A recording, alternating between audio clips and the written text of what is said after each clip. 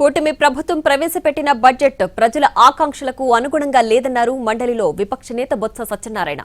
కూటమి నేతలు ఆత్మస్తుతి పరనిందలా ప్రసంగం చేశారంటూ విమర్శలు చేశారు. గత ప్రభుత్వంపై నిందలు వేయడం తప్ప బడ్జెట్లో వివిధ వర్గాల ప్రజలకు ఒరిగిందేమీ లేదన్నారు బొత్స సత్యనారాయణ.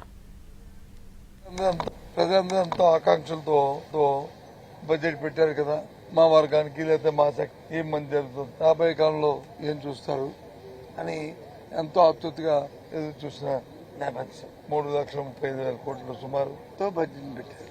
కానీ బడ్జెట్ చదువుతుందని చెప్పి చూశాను, 1 నుంచి 7-8 పేజీల వరకు కూడా. తర్వాత కూడా ఆత్మస్తుతి పరనింద అంటే వాళ్ళు పొగుడుకోవడం, గత ప్రభుత్వం అని చెప్పి మా మీద వచ్చి నిందలు వేయడం. ఈ ప్రభుత్వాన్ని ఎందుకు ఇచ్చారు?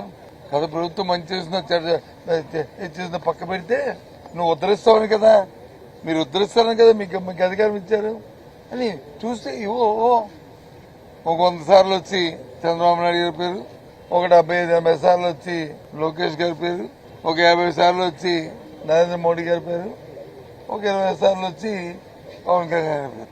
అసలే ప్రజలందరూ ఎంతో ఆకాంక్షలతో